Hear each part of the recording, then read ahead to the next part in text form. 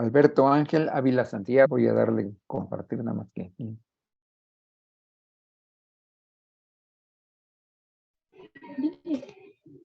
Doctor, buenos días, Sí, disculpe. sí, dígame, doctora. Soy Abril, pero no internet, entonces estoy con una compañera. Sí.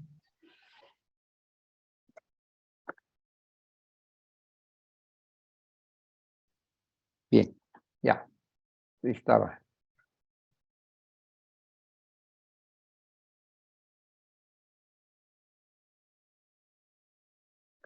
¿Sí me da permiso para compartir, doctor? Sí, sí, como no.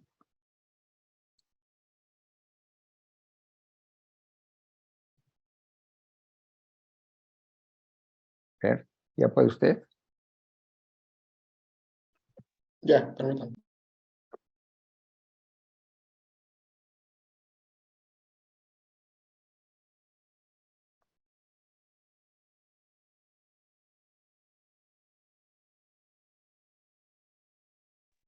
Bien, sí se ve la pantalla, ¿verdad? Sí, se ve. Ok. Bien, buenas tardes, compañeros y doctor. El día de hoy vamos a empezar con el segundo tema de las valvulopatías, una de las valvulopatías más importantes que tenemos a nivel cardíaco, ¿no? Pues las válvulas. Vamos a hablar de la segunda patología que va a estar afectando a lo que es la válvula mitral. Hablo de la insuficiencia de la válvula mitral.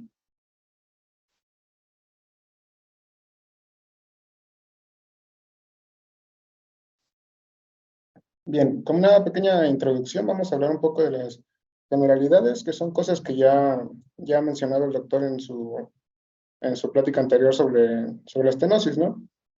La válvula mitral va a ser aquella válvula que va a estar separando las cavidades izquierdas del corazón, de la aurícula del ventrículo. Va a estar compuesto por dos valvas, más adelante lo vamos a ver en su anatomía. Estas valvas van a ser hojas delgadas de tejido fibroso, con características importantes, que es que van a ser resistentes, y una de las más importantes es su flexibilidad. La función que va a tener esta válvula va a ser la de asegurar el flujo unidireccional de la sangre. En este caso, la sangre que va a estar pasando de lo que es la aurícula izquierda al ventrículo izquierdo, cerrándose para evitar que durante la sístole la sangre pueda regresar de lo que es el ventrículo izquierdo a la aurícula izquierda.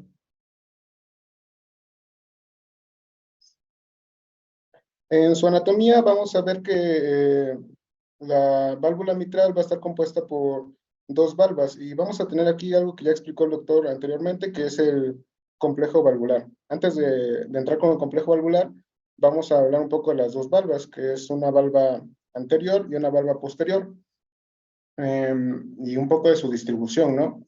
Como podemos ver en la imagen de arriba, la valva posterior en cuestión de área va a ser la más pequeña, pues va a estar ocupando solamente un tercio de lo que es el área completa de la válvula, de las dos valvas, pues. Y mientras que la valva anterior va a estar ocupando dos tercios del área total. Pero va a ser la mayor en cuestión de su perímetro. Si vemos todo el perímetro que ocupa lo que es el anillo valvular, vemos que la valva posterior de la válvula mitral está ocupando aproximadamente dos tercios de todo el perímetro, mientras que la valva anterior ocupa solamente un tercio aproximadamente. Entonces, la valva posterior va a ser la de mayor perímetro, pero menor área, y la valva anterior va a ser la de mayor área, pero menor perímetro. Retomando algo que ya había explicado el doctor, que es el complejo valvular, va a ser este complejo que va a estar formado por cuatro estructuras que van a estar pues, formando lo que es la válvula mitral. Vamos a tener un anillo fibroso, que es el anillo valvular, donde se van a estar insertando las dos valvas, que es el otro componente de la válvula mitral. Tenemos también dos cuerdas, bueno, las cuerdas tendinosas, y a los músculos papilares, que son esta extensión de músculo del ventrículo izquierdo, donde se van a estar insertando las cuerdas tendinosas, prolongaciones de las valvas para poder traccionar de estas cuando se cierra durante la sístole. Los músculos papilares vamos a tener dos, que es uno anterolateral y un posteromedial. Aquí es importante mencionar para las etiologías que vamos a ver después, que en cuestión de irrigación, el músculo papilar anterolateral va a estar mayormente irrigado en comparación con el músculo papilar posteromedial, que va a presentar una menor irrigación. Y esto es importante a la hora de una de las etiologías de lo que es la insuficiencia, que es la isquemia. Pues el músculo papilar posteromedial va a ser aquel músculo que va a estar, que va a presentar más esta isquemia por su menor irrigación.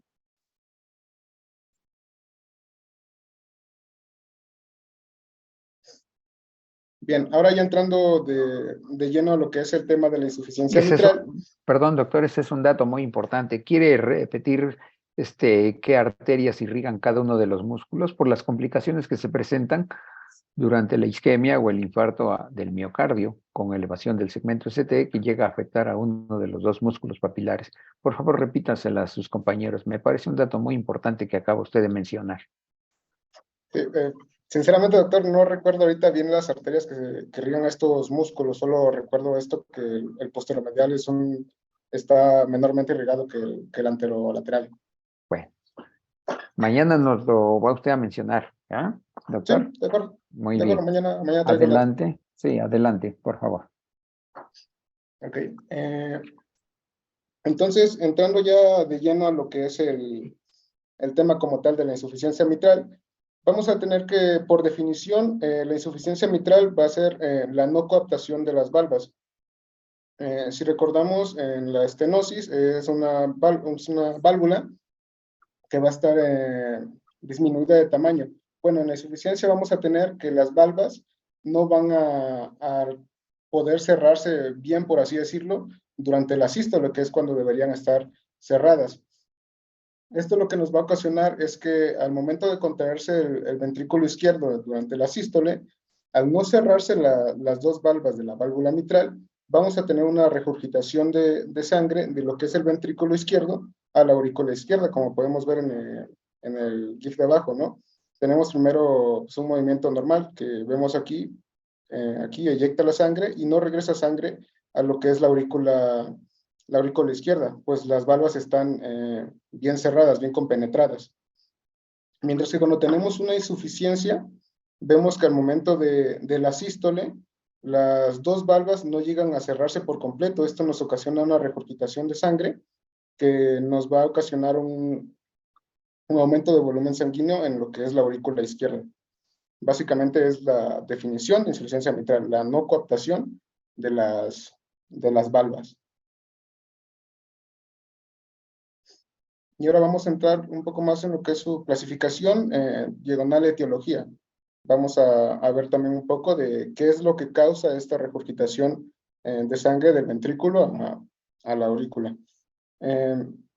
Primero lo clasificamos según su tiempo de instalación en lo que es una insuficiencia mitral aguda y una insuficiencia mitral crónica. La aguda va a ser de inicio súbito, por así decirlo, y va a ser la más peligrosa, puesto que no le va a dar tiempo a lo que es la aurícula y el ventrículo de adaptarse al cambio súbito de volumen que va a estar teniendo. Mientras que la crónica, al irse desarrollando con más tiempo, pues vamos a tener que la aurícula y el ventrículo van a poder irse adaptando a estos aumentos de volúmenes que va a estar presentándose durante la insuficiencia. Por eso es que no es tan peligrosa comparada con una insuficiencia mitral aguda, donde no se da este tiempo de adaptación.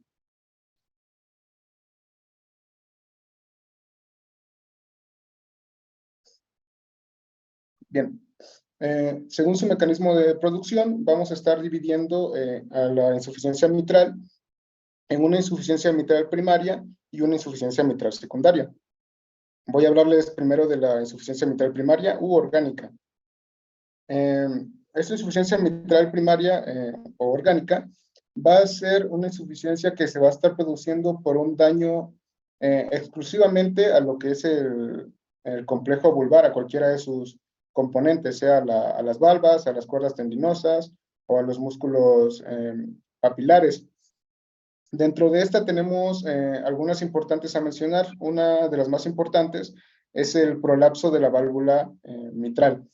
El prolapso de la válvula mitral es básicamente que podemos ver en la imagen de la izquierda arriba, primero una válvula bien cerrada donde sus valvas sí están coaptando bien, y al lado derecho podemos ver cómo tenemos un abombamiento, se llama, de lo que son las valvas de la válvula.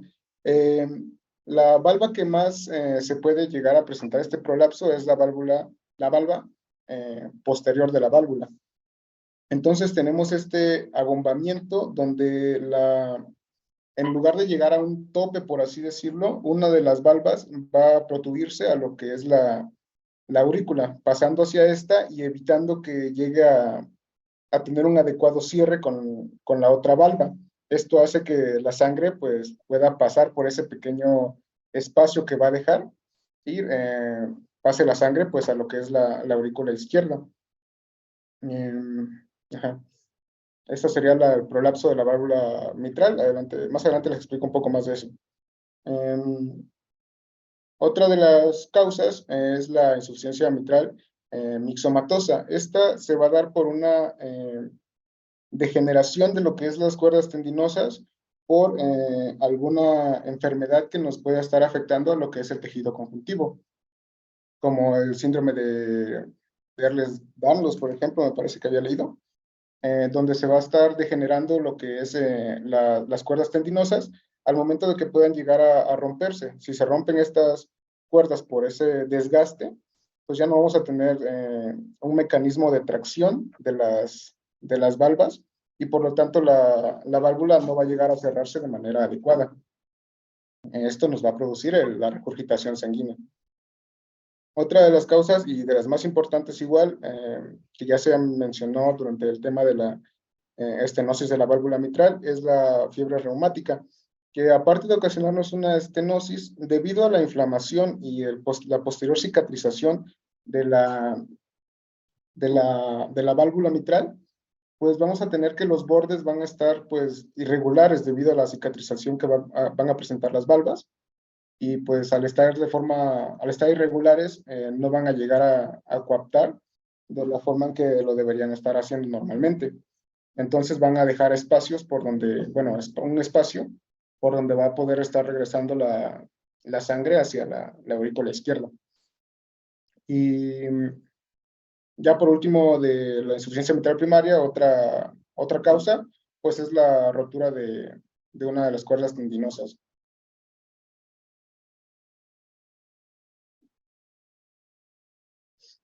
Bien.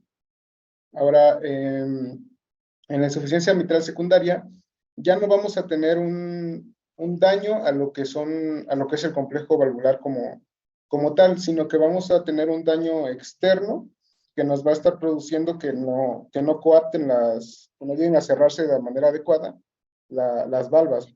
La más común es la alteración de la geometría ventricular, en este caso, la dilatación ventricular. ¿Qué es lo que va a pasar? Que, bueno, lo podemos ver en la imagen. Un ventrículo que va a estar dilatado, lo que va a hacer es que nos va, como se podría decir que a abrir a los músculos papilares, va a poner más espacio más distancia entre los músculos papilares entre sí. Entonces, al estar más espaciados, al momento de la contracción durante la sístole para poder tensar las cuerdas y que éstas lleguen a cerrarse, no les va a dar el suficiente espacio, por así decirlo. Entonces no van a llegar a cerrarse lo que son las valvas, dejando este espacio. Si ven en la imagen de la izquierda, en una válvula que está, bueno, en un ventrículo que está normal, los músculos papilares están más o menos céntricos, por así decirlo, y a una adecuada distancia uno del otro, para que al momento de contraerse el ventrículo, pues esos también se puedan contraer y puedan cerrar la válvula de manera adecuada. Caso contrario que tenemos cuando el ventrículo está dilatado, donde la distancia entre los dos músculos papilares ya es excesiva. Entonces, por más que se lleguen a contraer estos, va a haber sí o sí un espacio por donde la sangre va a regurgitar. Es básicamente la insuficiencia mitral secundaria, un daño que no está en las valvas, sino que está más que nada en algo externo, que es la dilatación del ventrículo.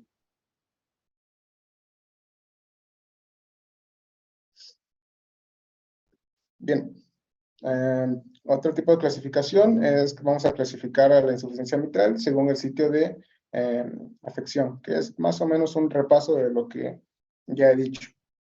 Podemos tener anomalías del anillo mitral como una dilatación o una calcificación. Aquí lo que pasa es que el anillo mitral, durante la sístole, va a haber como varios mecanismos para que la válvula llegue a cerrarse de manera adecuada, como la contracción de los músculos papilares. Y en este caso, el anillo mitral lo que hace cuando hay una sístole es que también se va a contraer para poder ayudar al cierre adecuado de la válvula. Entonces, tenemos esta anomalía que es que el anillo mitral va a estar dilatado. Al estar el anillo mitral dilatado, no va a poder ejercer una adecuada contracción, no se va a contraer como lo debería estar haciendo, y esto va a ocasionar que las valvas no lleguen a cerrarse como deberían estarse haciendo, como deberían estarse cerrando. Otra anomalía del anillo mitral es su calcificación. Pues ya sabemos, ¿no? Un tejido que va a estar calcificado, va a estar como más duro, por así decirlo, y tampoco va a llegar a cumplir su función, que es la de contraerse durante los sístoles para ayudar al cierre, ¿no? Entonces van a ocasionar que no se cierren las valvas, como vemos en la imagen de acá. Aquí tenemos un anillo dilatado, donde la sangre pues va a estar regurgitándose. Tenemos anomalías de las valvas, ya les había mencionado lo que es el prolapso de la válvula mitral, como vemos en la imagen igual más a la derecha. No, esa es una válvula perforada, perdón. Ajá, aquí tenemos un prolapso. ¿Ven cómo la válvula llega a irse a lo que es la aurícula izquierda y deja un espacio por donde la sangre va a estar regurgitando? También tenemos cardiopatía reumática, lo que ya les había mencionado, que por la cicatrización llega a haber bordes irregulares en las valvas y estas no llegan a cerrarse de manera adecuada. Y anomalía de los músculos, anomalía de las cuerdas tendinosas, la ruptura, que igual ya se las había mencionado, y la anomalía de los músculos papilares. En este caso estamos hablando de una isquemia que, pues como pues son músculos, ¿ves? Al estar sin irrigación, al tener isquemia, lo que va a pasar es que no se va a llegar a contraer de manera adecuada. No hay una contracción de uno de los músculos papilares y por lo tanto no hay esta tensión de las cuerdas para llegar a cerrar las dos valvas de manera adecuada. Por lo tanto, no hay un adecuado cierre y la sangre pues regurgita.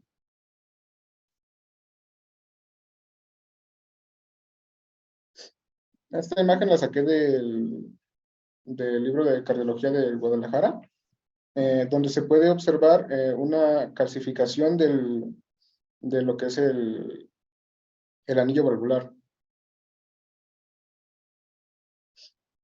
Bien, esas serían más o menos las etiologías y por lo tanto un poco de su clasificación. Vamos a entrar un poco, vamos a entrar al tema de su fisiopatología. ¿Qué va a pasar o cómo va a afectarnos el hecho de que haya esta regurgitación de sangre? Bueno, primero vamos a mencionar que en la insuficiencia mitral vamos a tener lo que es un aumento de la precarga y al mismo tiempo una reducción de la poscarga. ¿Por qué vamos a tener un aumento de la precarga? Bueno, porque al estar pasando sangre del ventrículo izquierdo a la aurícula izquierda, pues la aurícula izquierda va a estar recibiendo más volumen del que de por sí ya recibe. Entonces tenemos este aumento de la precarga porque ya que la aurícula izquierda recibe más volumen, también va a pasar más volumen al ventrículo izquierdo. ¿Y por qué vamos a tener reducida la poscarga? Bueno, porque en vez de tener una sola vía de salida de la sangre cuando tenemos una sístole, que sería pues por la aorta a través de la válvula aórtica, tenemos dos vías de escape de la sangre, dos vías de salida. Tenemos que la mitad del volumen sanguíneo que va a estar eyectando el ventrículo izquierdo se va a ir a lo que es la aorta y la otra mitad se va a ir a lo que es la aurícula izquierda. Aproximadamente estos son 50-50. Y entonces al tener estas dos vías de escape, se reduce la fuerza que tiene que vencer el ventrículo izquierdo, la presión, y esto nos va a reducir la poscarga por las dos vías de escape que tenemos de la sangre. Entonces, la aurícula izquierda va a recibir más volumen por esta regurgitación sanguínea, lo que nos puede llevar a una hipertensión venosa pulmonar, porque la sangre igual puede regresar de ahí hacia las venas pulmonares, que es un mecanismo que ya nos había explicado el doctor en lo que es la estenosis de la válvula mitral. Más o menos se repite el mismo mecanismo. Ahora, dependiendo de si es aguda o crónica, vamos a tener cambios de la geometría ventricular. El ventrículo se va a dilatar para poder mantener estos cambios de volúmenes, al igual que la aorta.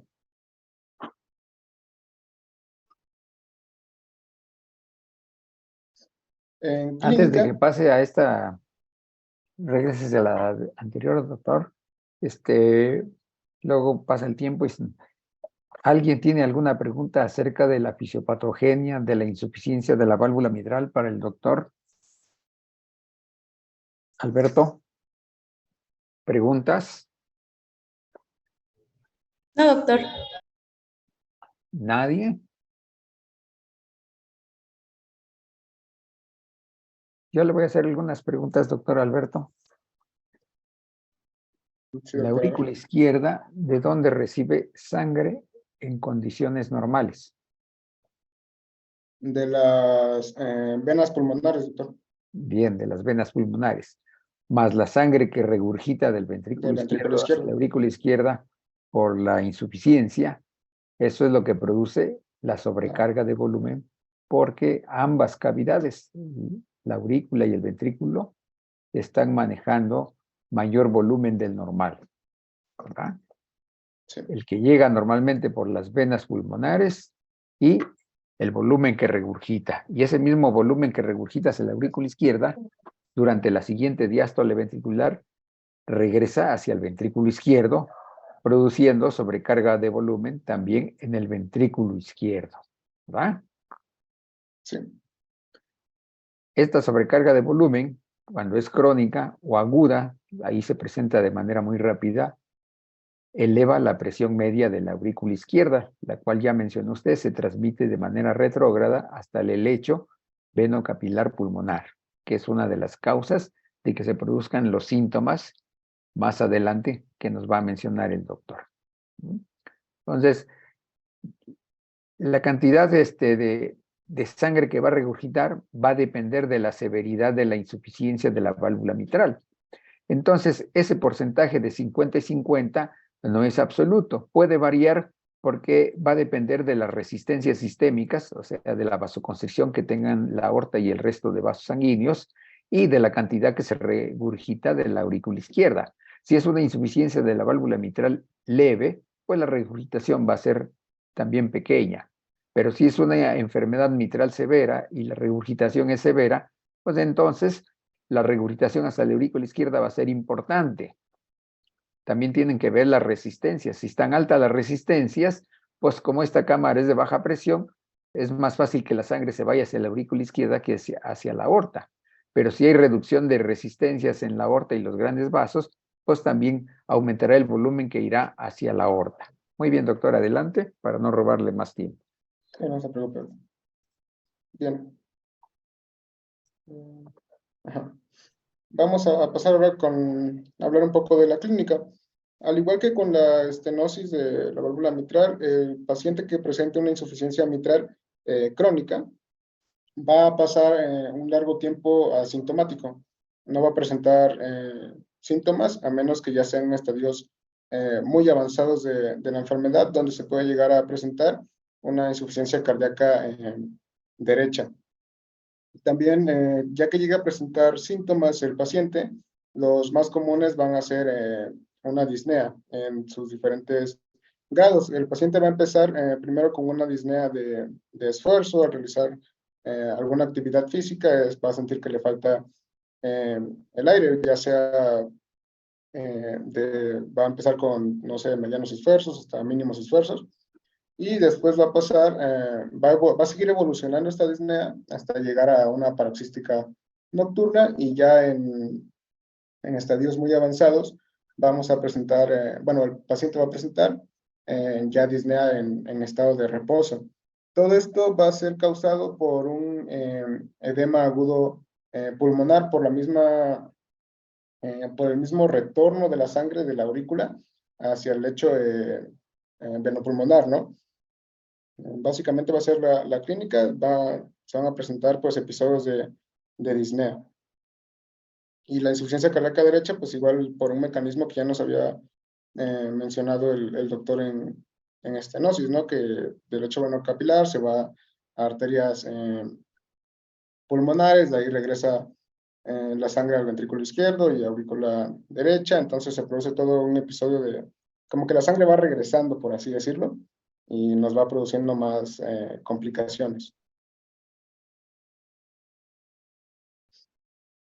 Bien, a la exploración física, vamos a ver primero que cuando veamos al paciente en lo que es la observación, en el área precordial vamos a observar un apex amplio y que va a estar visible y desplazado hacia abajo del quinto espacio intercostal. Y a la palpación, pues vamos a poder llegar a palpar una amplitud exagerada del apex. ¿Esto por qué? Por la dilatación que ya va a presentar el ventrículo izquierdo, un ventrículo izquierdo que ya va a estar muy dilatado, pues vamos a poder llegar a observarlo e incluso palparlo, ¿no? Ahora vamos a pasar a hablar de la auscultación. En la auscultación vamos a tener que el primer ruido va a estar disminuido. ¿Por qué? Porque si recordamos, el primer ruido se va a estar dando por el cierre de lo que es la válvula mitral y la válvula tricúspide. Pero en la insuficiencia mitral, como ya se los había definido, es la no captación de las valvas, es decir, que no está cerrando como debería estar cerrando la válvula mitral. Entonces, si no tenemos este cierre adecuado de la válvula mitral, vamos a tener que el primer ruido pues solo se va a estar dando por el cierre de la válvula tricúspide, y en menor medida si es que llega a cerrar muy despacio la válvula mitral, pero pues solo tenemos uno de los dos componentes del ruido, entonces va a disminuirse. El segundo ruido, que es el cierre de la aórtica y la pulmonar, va a estar desdoblado. ¿Por qué? Porque vamos a tener un cierre temprano de la válvula aórtica. Esto va a pasar porque al tener dos vías de escape la sangre durante la sístole, al estarse yendo hacia la aurícula izquierda y hacia la aorta, pues va a ser menor el tiempo que va a ocupar la sangre que tiene que irse por la aorta, no sé si me explico. Al haber menos sangre que se va a ir hacia la aorta, pues se podría decir que la válvula aórtica termina antes su trabajo. Entonces se cierra antes de lo que se está cerrando la válvula pulmonar. Esto nos ocasiona un cierre temprano y ocasiona que el segundo ruido esté desdoblado. Vamos a tener un soplo pansistólico que va a ser en barra y va a ser constante. Esto se va a dar por la regurgitación de la sangre a la aurícula izquierda durante la sístole. Nos va a ocasionar un soplo que se va a estar dando durante toda la sístole. Y esto se va a irradiar a axila y dorso. Traigo un audio para que puedan escuchar más o menos cómo es la insuficiencia mitral. No sé si se escucha.